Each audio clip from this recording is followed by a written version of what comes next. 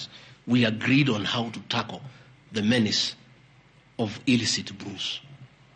And we have a good story to tell. Out of those efforts, our young men who are sleeping in trenches are back home. Women are very happy their husbands are back home and they are bringing food. In fact, some children have been born.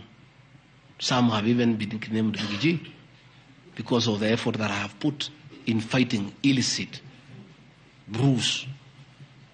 I think the people of Kenya would be shocked to hear tonight that one of the accusations against their deputy president and why he should go home is because he led the battle to fight illicit brews and drugs that has caused havoc among our young people. Please, if Rigathe Gachagua is a problem, why don't you assign this job to somebody else? Because this job must be done. We must get our children off drugs. We must fight illicit alcohol. And saying that you want to impeach the deputy president because fighting illicit brews and drugs is interfering with the devolution, I think this is the greatest joke of the year. Even the 291 MPs who signed this motion, most of them, because I know them, have looked for me personally to thank me for the way I have successfully led the war against drugs and illicit brews. And that is why that sham public participation should have had my responses, so that the women could hear that one of the accusations against their deputy president is that he should be sent home because he was leading the war against illicit brews and drugs. I don't know. I think there is something wrong in this country. That somebody has sat down to draft a motion to impeach the deputy president of the Republic of Kenya. And one of the grounds is that he has interfered with the devolution by leading the war to fight illicit brews and drugs. This is a height of absurdity. And Parliament will be the theatre of the absurd. I would like to hear what is the nexus between fighting illicit brew and interfering with the devolution. I would like to know. I've never had any governor complain. I've never had any MCA complain. I've never had any Kenyan complain. The only Kenyans who have complained are few. They are the manufacturers who are manufacturing poison under the guise of producing alcohol. Those are the only few ones.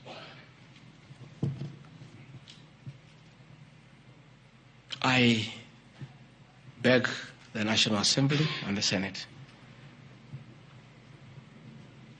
most of the National Assembly, to save face, to consider striking this ground before the motion tomorrow, because it sounds ridiculous to the people of Kenya. Again, if Deputy President Rigathe Gachagua has to be sent home for fighting drugs and illicit alcohol, so be it. Sensational statements against the National Intelligence Service and its Director General and other officers. My response. In relation to this allegation, I wish to state that the National Intelligence Service holds a very critical role in ensuring the safety and security of our country. They are responsible for gathering intelligence and share it with all our law enforcement agencies to ensure that the country is safe at all times. Consequently, when the country was caught flat-footed with regard to the scope and extent of the public's dissatisfaction with the Finance Bill 2024, which degenerated in a Gen Z protest, it pointed to the failure of the National Intelligence Service in carrying out its mandate.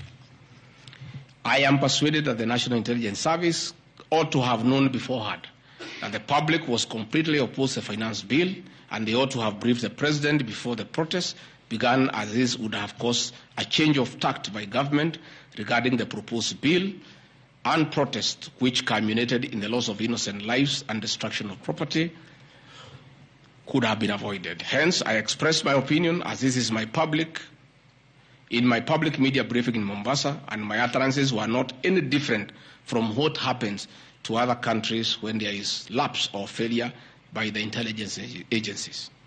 Many of you will recall that after September 11th terrorist attack in the U.S., the U.S. intelligence agencies were massively criticized. An inquiry was even opened to investigate why the intelligence agency was not able to detect and thwart the terror attack.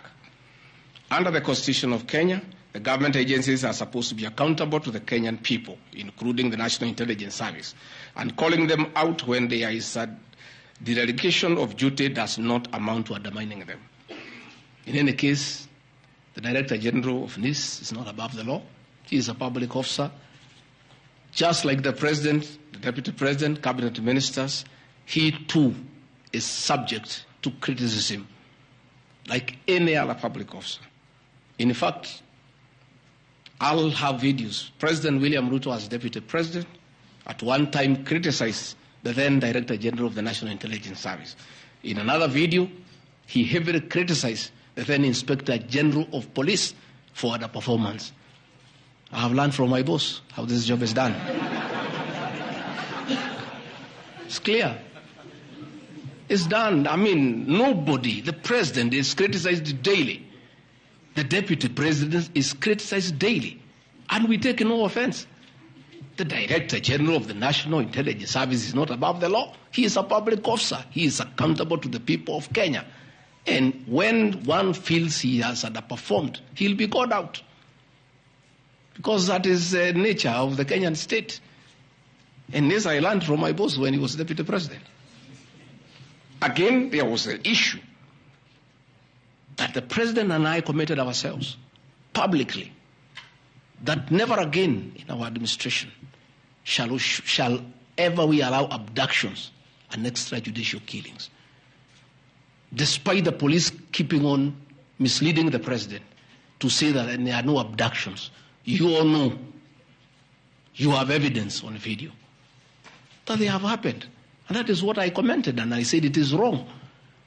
And because I'm a truthful person, I'll say what is wrong when it happens.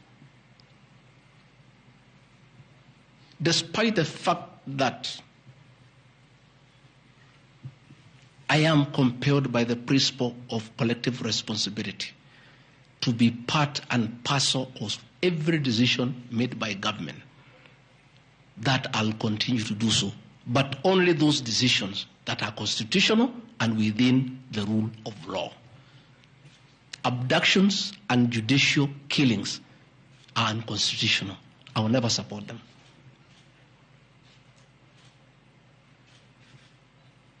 President William Ruto has been criticized left, right, and center. I have not seen him take anybody to court for criticizing him.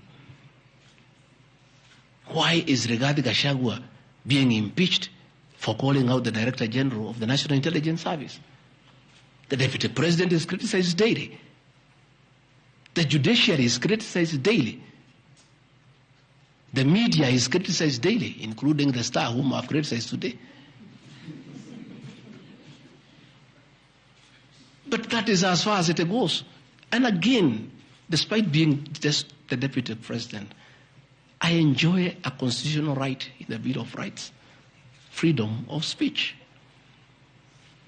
And if the Director General of the National Intelligence Service was aggrieved, there are mechanisms of how he can take me to court and sue me for defamation. And I will be able to argue why I said what I said. So that is not a ground for impeachment. I mean, that is curtailing liberties, the freedom of expression, the freedom to hold public officers accountable for their actions.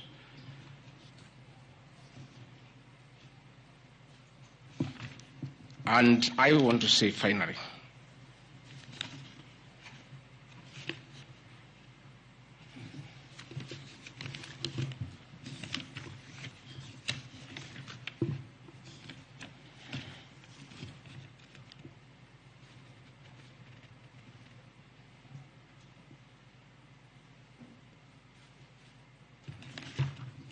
I think I've literally addressed all the grounds because I felt it's important for the people of Kenya to know the allegations against the Deputy President and his responses. And as you have heard, though you are not judges and you are not advocates, there is nothing here that violates the Constitution. There is no gross misconduct. There is no crime that has been committed.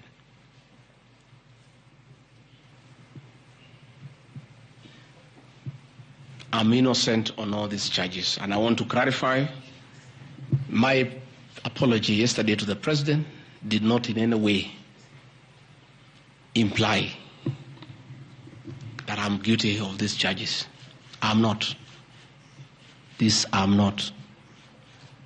My statement was that if there is something I've done to the President that I don't know, that probably has upset him, I ask for his forgiveness.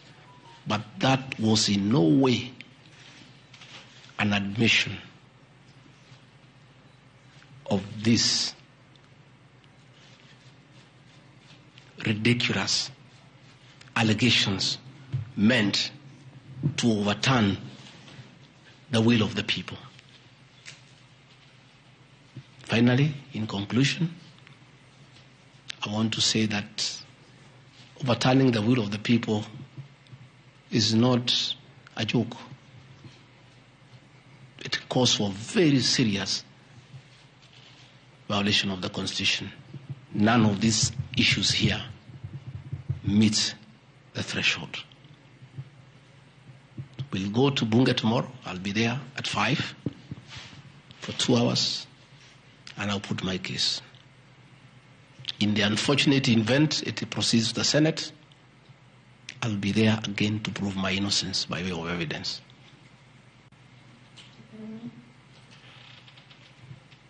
When I called this press conference, there was a lot of speculation that Rigathe Gachagua wants to resign.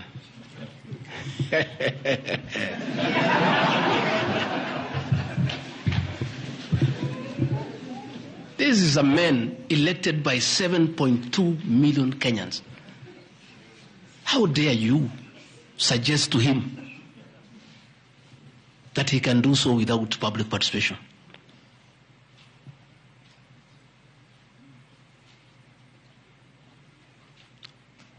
I have no intention whatsoever to resign from this job. I'll fight to the end.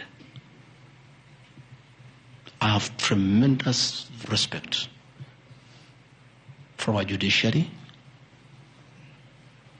and the professional judges of the High Court, the Court of Appeal, and the Supreme Court. And in the professional manner they have handled serious issues affecting Kenya. The impeachment of a deputy president elected by 7.2 million Kenyans is not a small matter that can hastily be decided by a few members of parliament and senators and wish it away.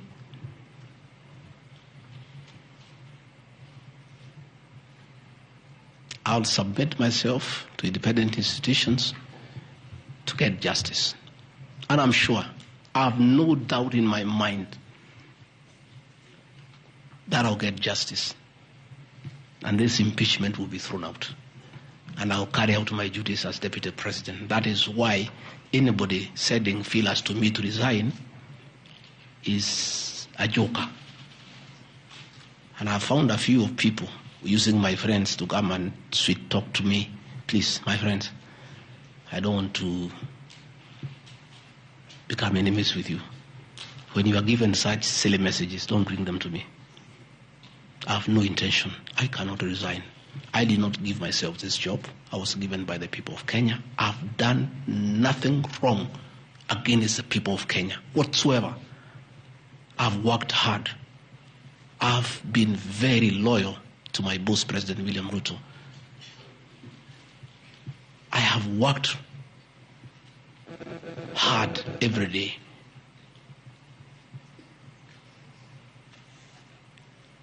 And I will not be distracted. I think there's one issue I've forgotten, one ground. The issue of the shareholding, isn't it? Even you guys can remind me if there's one issue that I have not dealt with.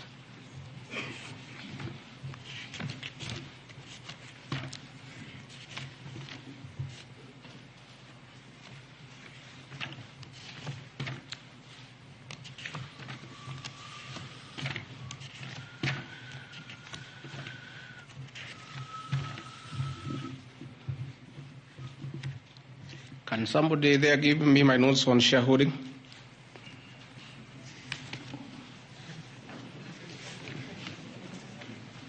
Yeah, I have them here. That's okay. Yeah, this is an important one. Yeah, there are several. I had not, there are a few silly ones. There's one that,